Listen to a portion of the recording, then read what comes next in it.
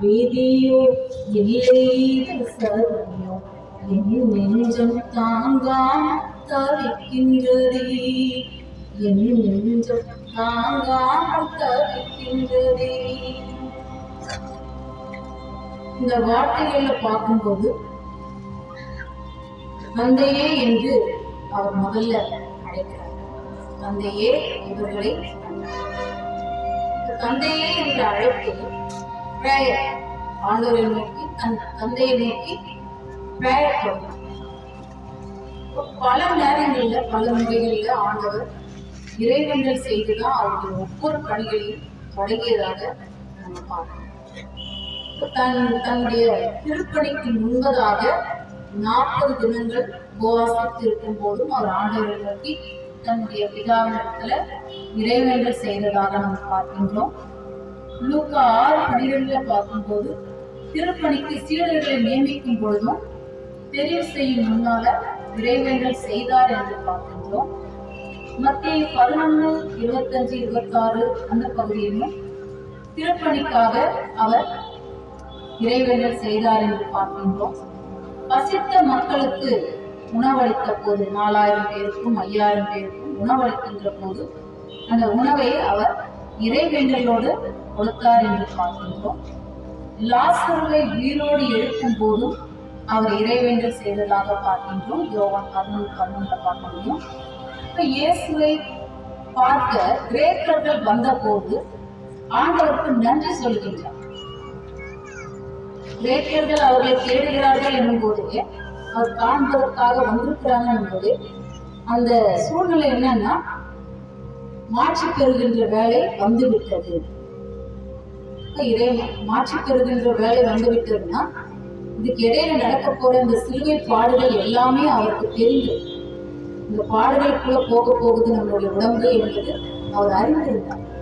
ஆனாலும் என்னை பிடிச்சிட்டு போறாங்க, என்னை கைது செய்ய போறாங்க, என்னை கசையால் அடிக்க போறாங்க, என்னை காரி முடிய போறாங்க, என்னுடைய உடைகளை பங்கிட போறாங்க, இதெல்லாமே அவர் அதற்காக பரிதவித்து எந்த வார்த்தையும் சொல்லாம ஃபைனல் ரிசல்ட் சொல்றார். மாற்றி பெறுகின்ற வேலை வந்துவிட்டது என்று சொல்றதை நம்ம பார்க்க முடியும். அந்த நேரத்திலும் ஆண்டவருக்கு, அவர் தந்தையானவருக்கு நன்றி சொல்வதாக இறைவேண்டல் செய்கின்றார். யோவான் 12:27-28 பார்க்க முடியும். அதன் பிறகு பார்த்தோம்னா, இந்த உலகில் எனக்கு கொடுத்த பணியினை நான் நிறைவு செய்து விட்டேன் என்று ஒரு இறைவேண்டல் வைக்கின்றார். அந்த இறைவேண்டல் யோவான் நற்செய்தி நூல்ல மட்டும்தான் இருக்கின்றது. யோவான் 17:1 நம்ம பார்க்க முடியும். யோவான் 17 முழுவதுமே பார்க்கும்போது அவர் செய்த அனைத்து திருப்பணிகளை குறித்த இறைவேண்டலை அதில் பார்க்க முடியும். அதன் பிறகு போராட்டமான இறைவேண்டல், நாம் இப்போ அவர் ஆண்டவர்கிட்ட, இந்த பாத்திரம் என்னை விட்டு நீங்கள் கூடுமானால் அது என்னுடைய விருப்பப்படியல்ல உங்களுடைய விருப்பப்படியே என்று அங்கேயும் இறைவேண்டல் செய்கின்றார். மத்தேயு 28:39 பார்க்க முடியும். இந்த சமநோக்கு நற்செய்திகளில பார்க்கிறோம், மார்க்கிலும் பார்க்கிறோம், லூக்காலையும் பார்க்கிறோம். சிலுவையில் மன்னிப்பு இறைவேண்டல், இந்த மன்னிப்பு என்பதும் இறைவேண்டலாக அவர் ஏறெடுக்கின்றார். தந்தையே இவர்களை மன்னியும், தாங்கள் செய்கிறது இன்னதென்று அறியாது இருக்கிறார்களே என்று அவர்களுக்காக இறைவேண்டல் செய்கின்ற ஒரு பாத்திரமாக அவரை பார்க்கிறோம். அதன் பிறகு இந்த வார்த்தைகள் நிறைவில் கூட ஆவியை ஒப்புக் கொடுக்கின்ற போதும் அவர் ஆண்டவர்கள் பிதாவினிடத்துல இறைவேண்டல் செய்வதாக நாம் பார்க்கின்றோம்.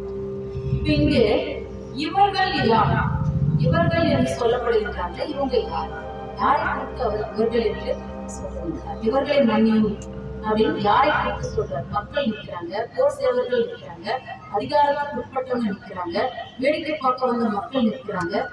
யாரை குறித்து இவர்களை மன்னியும் என்ற வார்த்தை அவர் உதிர்த்தார் என்று அப்படின்னு பார்க்கும்போது, பொறாமையின் நிமித்தம் இயேசுவை அவரின் பணியின் தொடக்கத்திலிருந்து அவரை தொலைத்து விட திட்டம் தீட்டியவர்கள் ஒரு பக்கம் இருக்கிறாங்க.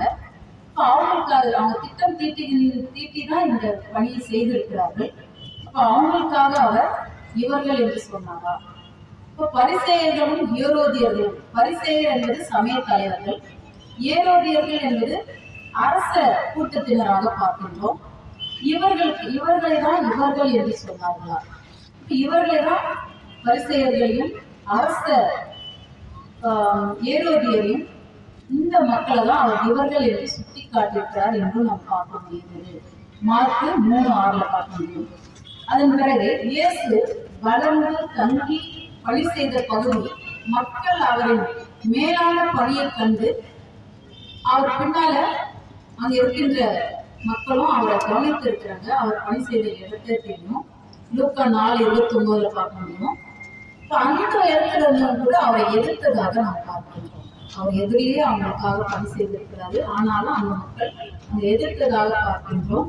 திருமறை அறிஞர்கள் மலை பிரசங்க அதாவது மற்றும் ஓய்வு நாள் பற்றிய விளக்கம் தந்ததுனால திருமறை அவர் மலை பிரசங்கம் நமக்கு மத்திய 5ஆம் அதிகாரத்திலிருந்து 7ஆம் அதிகாரம் பார்க்கணும். 5ஆம் அத்தியாயத்திலிருந்து 7ஆம் அத்தியாயம் வரும் இருக்கின்ற திருமொழியில் பார்த்தோம்னா மக்களுக்காக அவர் நல்லவரையிலே அந்த சுட்டிக்காட்டிய பழைய மறைநூல் வாக்குகளையும் எடுத்து உரைத்து அங்க அவர்களுக்கு விளக்கம் கொடுவதை பார்க்கணும். அப்பதான் அங்க சொல்லப்பட்டிருக்கோம். ஓய்வு நாளை குறித்து அங்க சொல்லுகின்றார். மக்களுக்காக ஓய்வு நாள் ஏற்படுத்தப்பட்டதைய ஓய்வு நாளுக்காக மக்களை ஒடுக்க வேண்டாம் என்பதை அவர் எடுத்து சொன்னதுனால அங்கதான் சமய தலைவர்களுக்கும் திருமறை அறிஞர்களுக்கும் ஏற்படுகின்ற கிளாஷ் ஆக பார்க்கணும். அங்கதான் எதிர்ப்பு வருகின்றது. மார்க் 11:18 பார்க்கணும். அங்கிருந்து அவர்கள் இந்த இவரை எப்படியாச்சும் வளர்த்திட வேண்டும் என்ற எண்ணங்கள் அங்கதான் வருகின்றது என்று நாம் பார்க்கின்றோம். இப்ப இவர்கள் என்று சொன்னாராம். இயேசு கலிலேயாவை சார்ந்து வாழ்ந்ததுனால கலிலேயாவிலே அவர் இருந்ததுனால கலிலேயா மக்களோடு இருந்தார். அதனால கலிலேயர்களை கண்டா யூதர்களுக்கு பிடிக்காது. அதனால அவர்கள் இந்த திட்டம் தீட்டியிருப்பாங்க.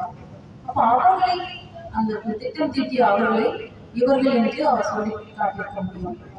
இப்ப எருசலேம் யூத சமய தலைவர்கள் ஆசாரியர்கள் தலைமை ஆசாரியர்கள் அதுல பார்க்கும்போது இவர்களோட எருசலேம் மூப்பர்கள் இருந்தாங்க. சனத்ரீம் சங்கம் அந்த சங்கத்தினர் இருந்தாங்க. பிலாத்து இருந்தாங்க, ஏரோது இருந்தாங்க. ஆகியோர் தான் இந்த இவர்கள் பட்டியலில் இணைக்கப்படுகின்ற மக்களாக பார்க்கணும். இப்ப இவர் இந்த வார்த்தையானது இவர்கள் என்று சொல்லப்படுகின்ற கிரீக் வேர்ட் என்னன்னு பார்த்தோம்னா அவுட்வாய்ஸ் என்று சொல்லப்படுகிறது. இப்ப இவர்கள் அறியாமல் செய்திருக்கிறாங்க. அறியாமல் செய்தது அப்படின்னு சொல்லப்படுகிறது. அறியாமல் செய்தார்களா இவர்கள்? அறிந்து செய்தார்களா? திட்டம் தீட்டி தான் அவங்க வந்திருக்கிறாங்க. அந்த திட்டத்தையே ஆண்டவர் என்ன சொல்றாருன்னா, இவங்க திட்டம் தீட்டியிருந்தா கூட இதுவே அவங்க அறியாமல் செய்யப்பட்ட திட்டம் இது. ஏன்னா இவங்க புரிந்து கொள்ளல, வந்த ஆண்டவரை புரிந்து கொள்ளல. இவங்களுடைய எண்ணம்லாம் எப்படின்னா, நமக்கென்று இந்த தலைவர் வருவாரு, அவர் எருசலேமிலே இருப்பாரு, எருசலேம்ல இருந்து கொண்டே அவர் ராஜ்யத்தை அமைப்பார் என்று எண்ணிக்கொண்டிருந்தார்கள்.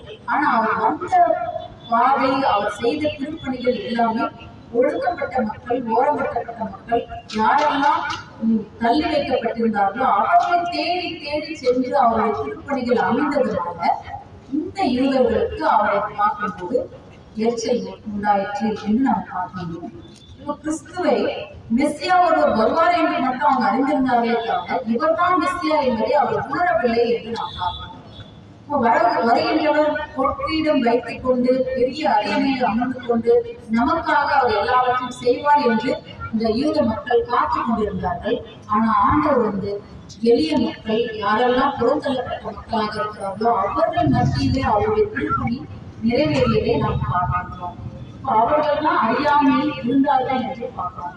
அறியாமலா செய்தார்கள் என்ற கேள்வி எழுப்பி பார்க்கும்போது நமக்கு வருகின்ற எண்ணங்கள் எப்படியாக இருக்கிறதுனா, அன்றைய பரிசேயரும் சதுசேயரும் அவர்களை சார்ந்தவர்களும் இயேசுவை சிலுவையில் அறைய ஒப்புக் கொடுக்கும் போது அறியாமல் செய்யவில்லை என்பது நமக்கு தெரிந்ததுன்னா அவங்க அறியாமல் ஒன்றும் செய்யல. எப்பெல்லாம் அவர் பார்க்கணும் வகை தேடிக் கொண்டிருந்தார்கள். கூட்டம் கூடி அவரை தீர்த்து கட்ட வேண்டும் என்கின்ற சிந்தனையே அவர்களுக்கு மேலோங்கி இருந்ததை தவிர ஆண்டவரை புரிந்து கொள்கின்ற எண்ணத்துக்குள்ளாக அவங்களுடைய சிந்தனைகள் அமையாமல் போயிற்று என்று பார்க்கணும். அவர் குற்றமற்றவர் என்பது அவர்களுக்கு தெரியும்.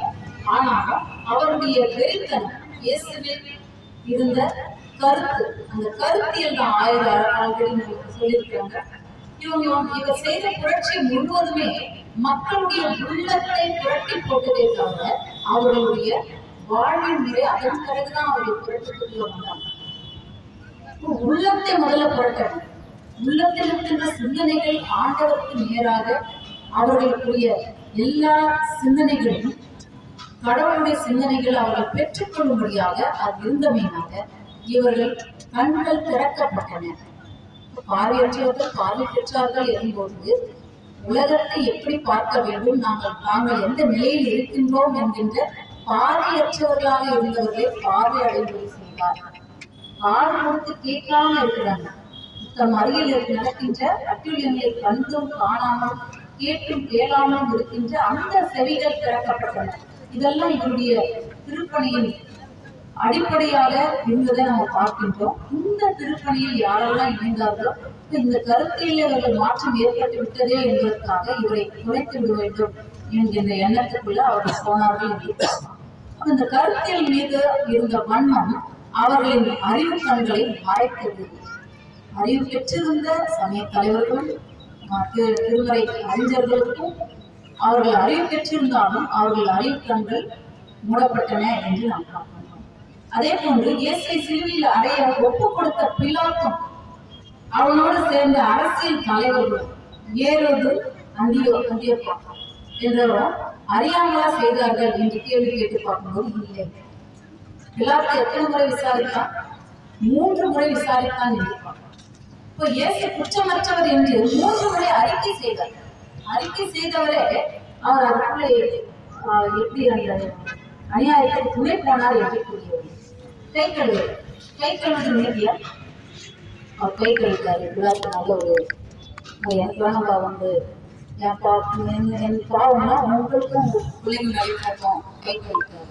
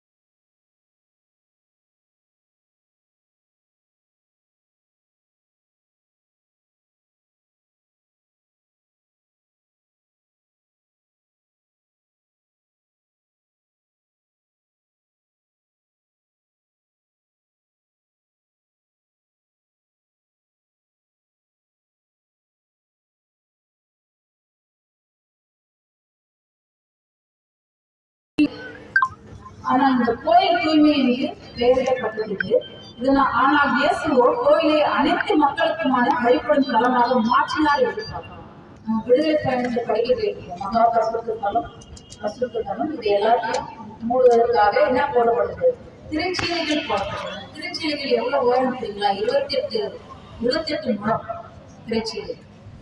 திருச்சீலைகளுக்கு வண்ணங்கள் அந்த ஒவ்வொன்றும் ஒரு நல்ல ஒரு சின்ன கிளாத் மாதிரி இருக்கும். நம்மளோட ஸ்கிரீன் வீட்டில் இதெல்லாம் போட்டுருக்கோம்ல, டோருக்கு விண்டோஸ்க்கெல்லாம் போட்டுருக்கோம்ல, அந்த மாதிரி கிடையாது. அது இன்னும் ரொம்ப கனமா மேலே இருந்து 28 முழத்துக்கு அது கீழே தொங்குதுன்னா காற்று அடிச்சா பிரிந்து போகாதவங்க அது நல்ல கனகனமா இருக்கும். ஆண்டவருடைய மரணத்தின் போது அந்த திரைச்சீலை என்ன ஆச்சு? 2ஆக பிரிஞ்சதுன்னு எதிர்பார்க்கலாம். இது போல ஒரு இந்த பிரகாரம் அந்த பிரகாரம் எதுவும் வைக்காத, நேர பார்க்கணும்.